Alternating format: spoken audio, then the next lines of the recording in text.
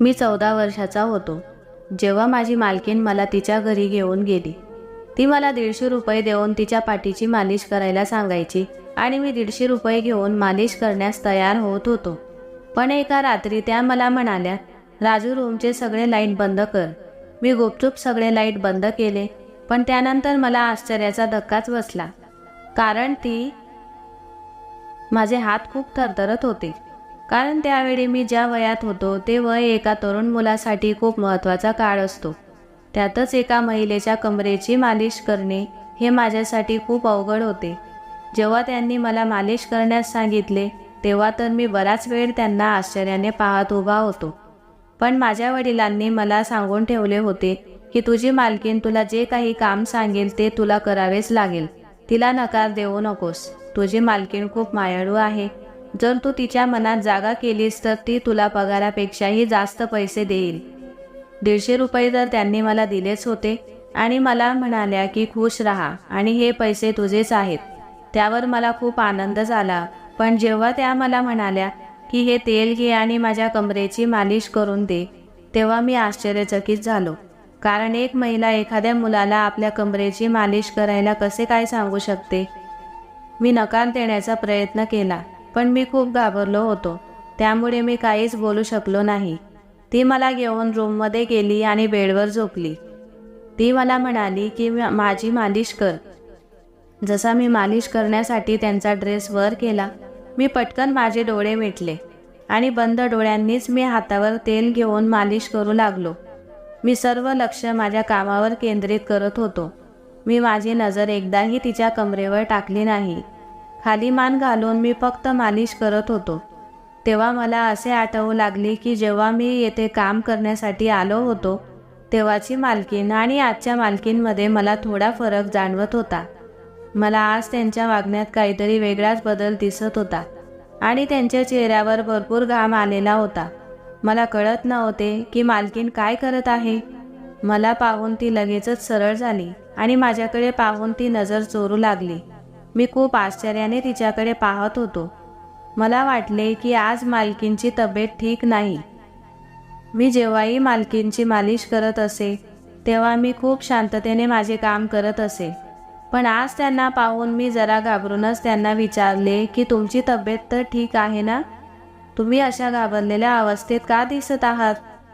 माझ्या मनात मालकीणविषयी खूपच आदर आणि काळजी होती. कारण ती फक्त माझी मालकीणच नव्हती तर एक चांगली व्यक्तीसुद्धा होती.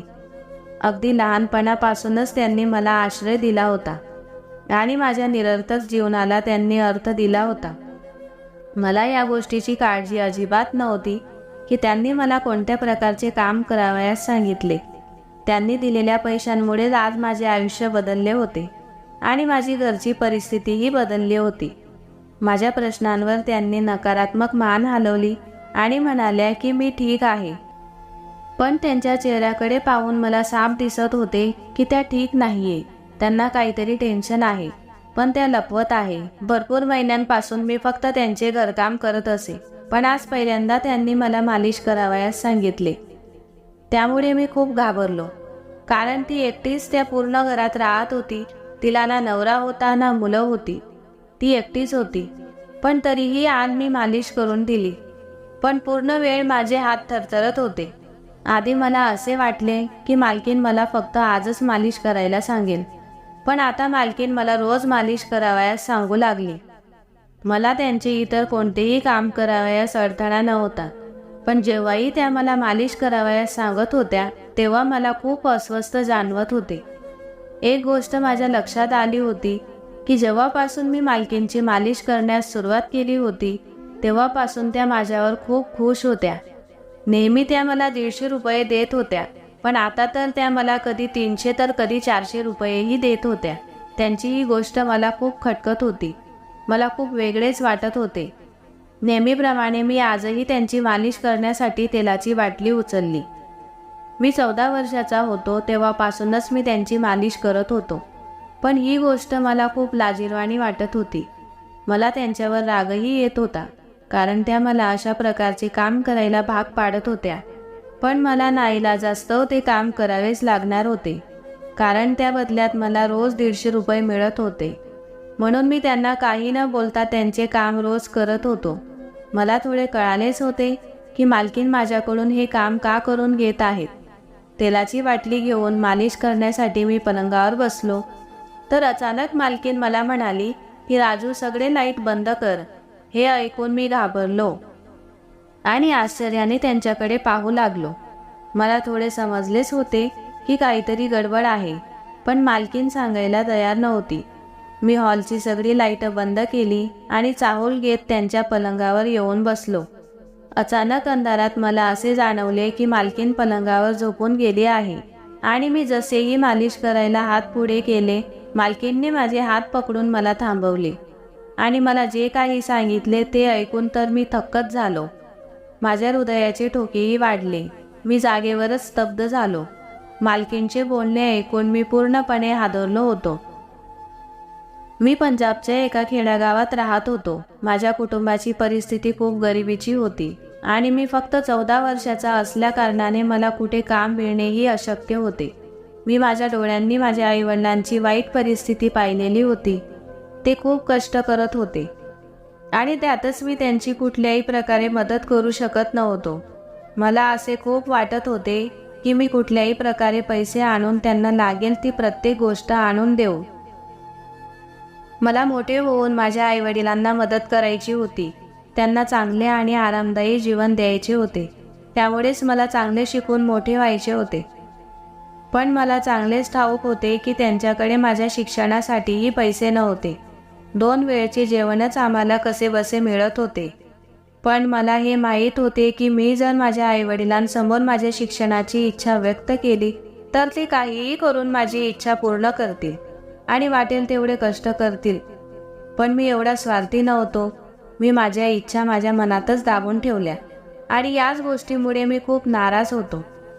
ही त्याच वेळेची गोष्ट होती की ज्यावेळी मालकीन आमच्या आयुष्यात आली. मालकीन वयाने बरीच मोठी होती, पण ती एकटीच राहत होती. तिच्या नवऱ्याने तिला घटस्फोट दिला होता आणि तिला मूलबाळही नव्हते. मालकीन श्रीमंत होती. तिच्याकडे भरपूर पैसा होता, पण ती एकटीच राहत होती. त्यांची भरपूर शेती आमच्या गावातही होती. त्या जमिनीच्या कामानिमित्तानेच आमच्या गावी आल्या होत्या. त्यांनी मला निरखून पाहिले आणि म्हणाल्या की तू शाळेत का जात नाहीस आणि शिक्षण का घेत नाहीस. तेव्हा मी त्यांना माझ्या घरची सगळी परिस्थिती सांगितली आणि म्हणालो की माझ्या गरिबीमुळेच मी शिक्षण घेऊ शकत नाही. जर मी शिक्षण घेण्याचे ठरवले तर माझ्या घरात खर्च वाढेल आणि आम्हाला जेवणही मिळणार नाही. माझे बोलणे ऐकून मालकीन काहीतरी विचारात पडल्या आणि माझ्या घरी येऊन माझ्या आईवडिलांना भेटल्या व त्यांना म्हणाल्या की मला घरकामासाठी याच वयाच्या मुलाची आवश्यकता आहे. हे ऐकून माझे आईवडील विचारात पडले आणि विचार करू लागले की एवढ्या कमी वयात आपल्या मुलाला कामास भाग पाडणे योग्य आहे का. कदाचित ते माझा विचार करत होते की मी त्यांच्या बाबतीत काय विचार करणार. पण मीच पुढाकार घेऊन कामासाठी होकार दिला आणि मालकीनला म्हणालो की तुम्ही जे सांगणार ते काम करण्यास मी तयार आहे. हे ऐकून मालकीन खूप खुश झाली होती. मी होकार तर दिला, पण त्यावेळी मला जराही कल्पना नव्हती की मला काय काय काम करावे लागणार होते. मी तर असाच विचार करत होतो की मालकीन मला काहीतरी घरातलीच छोटी मोठी कामे सांगणार आणि मी तर कोणतेही काम करायला तयार होतो. माझा होकार ऐकून माझे आईवडील पुढे काहीच बोलले नाही. मालकीनने माझ्या आईवडिलांच्या हातात चांगलीच मोठी रक्कम ठेवली आणि म्हणाली की प्रत्येक महिन्याला तुम्हाला वेळेवर पैसे मिळणार आणि यामुळेच आमची घरची परिस्थितीही सुधारेल. आता माझे स्वप्न पूर्ण झाले होते, कारण मला नेहमीच माझ्या आईवडिलांना हातभार लावायचा होता. मी माझा थोडाफार सामान सोबत घेतला आणि मालकीनसोबत शहरात त्यांच्या घरी गेलो. मी माझ्या आयुष्यात पहिल्यांदा एवढे सुंदर घर पाहिले होते. त्यांनी मला त्यांच्या घरात राहण्यासाठी एक वेगळी खोली दिली होती. ती खोली खूप छोटी होती, पण खूप सुंदर होती. खोलीत खूप महागडे फर्निचर सुद्धा होते. त्या खोलीकडे पाहून असे वाटत होते की जणू ही खोली माझ्यासाठीच बनवली आहे. मालकीनने मला घरातली छोटी छोटी कामे समजावून सांगितली. त्यात रोज त्यांची गाडी पुसणे, त्यांना रोज रात्री दुधासोबत पाणी देणे आणि दिवसातून 3 वेळा जेवणाचे भांडे घासणे. माझ्यासारख्या गरीब मुलासाठी एवढे काम करणे खूप सोपे होते. मालकीनच्या घरी बाहेरून जेवण येत असे. मालकीन मला तिच्यासोबतच जेवण देत असे. एवढेच नाही तर त्यांनी मला नवीन कपडे आणि बुटंसुद्धा घेऊन दिली होती. त्यांचे आमच्यावरील उपकार इथेच संपले नव्हते.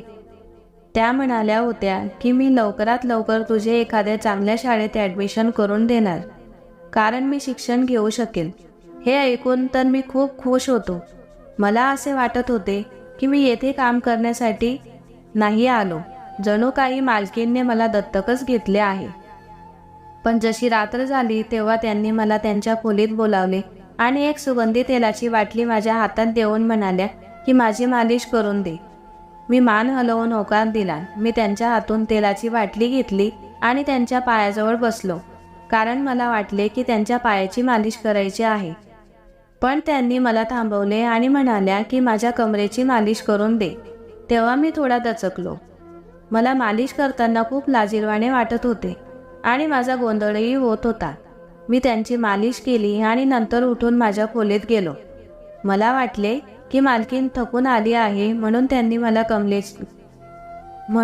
मला कमरेची मालिश करण्यास सांगितले. पण हा माझा मोठा गैरसमज होता. मी खेळता खेळता सगळे काम पूर्ण केले होते, त्यामुळे मी खूप आनंदी होतो. मी थोडा स्वाभिमानी मुलगा होतो, म्हणून मी माझे काम खूप उत्साहाने करत होतो. दुसऱ्या दिवशीही पुन्हा तेच झाले. रात्र झाली आणि मालकीनने मला खोलीत बोलावून तेलाची बाटली माझ्या हातात दिली. पण आज मला खूप टेन्शन आले होते की मालकीन पुन्हा मला कमरेची मालिश करण्यास सांगेल की काय. पायांची मालिश करण्यापर्यंत ठीक होते, पण ज्या ठिकाणी त्या मालिश करायला सांगत होत्या त्या ठिकाणी मालिश करताना मला खूप अवघडल्यासारखे वाटत होते. आजही त्यांनी मला तेथेच मालिश करण्यास सांगितले आणि मी जशी तशी मालिश करून त्यांच्याकडे पाहू लागलो. पण त्या एकदम शांततेत झोपल्या होत्या. मला हे कळत नव्हते की माझ्यासोबत असे करून त्यांना काय मिळत होते. 3 दिवसानंतर त्यांनी माझी एका चांगल्या शाळेत ॲडमिशन करून दिले. मला मालकीन खूप आवडत होत्या, पण त्यांची मालिश करणे मला आवडत नव्हते. पण त्या रोज मला मालिश करायला सांगत होत्या आणि मी करत होतो, कारण माझ्यावर आणि माझ्या आईवडिलांवर त्यांचे खूप उपकार होते. त्यामुळेच मी त्यांना नकार देऊ शकत नव्हतो. त्यांना कदाचित हे कळून चुकले होते की मला त्यांची मालिश करणे आवडत नव्हते, म्हणूनच त्यांनी पगाराव्यतिरिक्त मला रोज 150 रुपये देणे चालू केले आणि मी आनंदाने ते काम करू लागलो. असे बरेच दिवस माझे त्यांच्यासोबत निघून गेले आणि मला त्यांच्या सर्व कामांची सवयही झाली होती. त्यांची एक सवय खूप चांगली होती की महिना पूर्ण होताच त्या न सांगता माझ्या घरी पैसे पाठवून देत असे. त्यामुळे माझ्या आईवडिलांना खूप मदत झाली होती. मी खूप मन लावून अभ्यासही करत होतो, कारण मला आयुष्यभर मालकींच्या घरासारखे इतर महिलांच्या घरी राहून काम करायचे नव्हते. एके दिवशी मी नेहमीसारखे मालिश करण्यासाठी त्यांच्या खोलीत गेलो आणि मालिश करू लागलो. तेव्हा मालकीन माझ्याकडे एकटक पाहू लागली. त्यांची मालिश करत असताना माझ्या चेहऱ्यावर नेहमीच 12 वाजत असे आणि ही गोष्ट त्यांना चांगलीच ठाऊक होती. माझ्याकडे पाहून त्या मला म्हणाल्या की मला चांगलेच माहीत आहे की तुला माझी मालिश करणे आवडत नाही, परंतु माझा काही नाईलाज आहे, तो तू समजून घे. मालकीन काहीशी उदास होऊन बोलत होती. मी आश्चर्याने त्यांच्याकडे पाहू लागलो. मालकीनने मला जेव्हा त्यांच्या त्रासाबद्दल सांगितले तेव्हा मी त्यांच्याकडे पाहतच राहिलो. त्या म्हणाल्या की त्यांना पाठीच्या कण्याचा त्रास आहे आणि मालिश केल्याशिवाय त्यांना झोप येत नव्हती, म्हणूनच त्या माझ्याकडून रोज मालिश करून घेत असत. त्या म्हणाल्या की मी या कामासाठी नर्स आणि काही कामवाल्याही ठेवल्या होत्या, पण त्या काही ना काही बहाण्याने लवकर निघून जात होत्या, तर कधी मालिश न करताच निघून जात होत्या. म्हणूनच मालकीनने मला कामावर ठेवले होते आणि त्यांचे आमच्यावर खूप उपकारही होते, म्हणून मी त्यांना मालिश करण्यास नकार देऊ शकत नव्हतो. हे सांगता सांगताच त्या नाराज होऊन एकदम शांत झाल्या. हे ऐकून मला खूप वाईट वाटले. मला माझ्या विचारांबद्दल घृणा वाटू लागली. ज्या व्यक्तीने माझ्यावर एवढे उपकार केले होते, मी तिचे उपकारही फेडू शकत नव्हतो. त्यानंतर मी संपूर्ण मनापासून माझ्या मालकिणीची मालिश करू लागलो आणि मालिश करताना मी कधीही माझा चेहरा पाडला नाही, म्हणून मालकीण माझ्यावर खूप खुश होती. मी आता तरुण झालो होतो. आणि माझी मालकीण खूप वयस्कर झाली होती. एके दिवशी जेव्हा मी त्यांच्या खोलीत मालिश करण्यासाठी गेलो तर त्यांची तब्येत खूपच खराब होती. मी त्यांना खूप विचारण्याचा प्रयत्न केला, पण त्यांनी मला काहीच सांगितले नाही. मी मालिश करण्यासाठी त्यांच्याजवळ गेलो तेव्हा पहिल्यांदा त्यांनी मला मालिश करताना लाईट बंद करण्यास सांगितले. तेव्हा मी खूप आश्चर्यचकित झालो आणि त्यांच्याजवळ बसलो. माझा हात हातात घेऊन त्या मला म्हणाल्या की आज माझी तब्येत खूप खराब आहे, माझ्या छातीत खूप दुखत आहे, मला असे वाटत आहे की माझी वेळ जवळ आली आहे. त्यांची ही गोष्ट ऐकून मला थंडा घाम फुटू लागला. त्या म्हणाल्या की तुझ्या स्वभावाने माझे मन जिंकले आहे. जर माझा कोणी मुलगा असता तर तो तूच असता. मी तुला माझा मुलगाच समजते, म्हणून मी माझी सगळी संपत्ती तुझ्या नावावर केली आहे. स्वतःची काळजी घे. आणि एवढे बोलून त्यांचा हात माझ्या हातातून सुटला. मी लगेच लाईट चालू करून पाहिले व डॉक्टरांना फोन केला. मालकीण एकदम शांत झाली होती. डॉक्टरांनी मला त्यांच्या मरण्याचे कारण विचारले. हे ऐकून मी थक्कच झालो. मला खूप मोठा झटका बसला होता. मी खूप रडू लागलो, कारण मालकीण आणि माझ्यात मुलगा आणि आईसारखेच नाते होते. दुसऱ्याच दिवशी त्यांच्या वकिलाने मला संपूर्ण कागदपत्रे सोपवली आणि मी श्रीमंत झालो. माझ्यासोबत आता माझे आईवडीलही त्या घरात राहू लागले. माझे आयुष्य खूपच सुंदर झाले, कारण माझी मालकीण खूप चांगली व्यक्ती होती. त्यांच्यामुळेच आज मला एक चांगले आयुष्य मिळाले होते. तर मित्र हो, आजची स्टोरी तुम्हाला कशी वाटली हे नक्कीच कळवा. चॅनलवर नवीन असाल तर सबस्क्राईब करा आणि लाईक आणि शेअर करायला विसरू नका. धन्यवाद.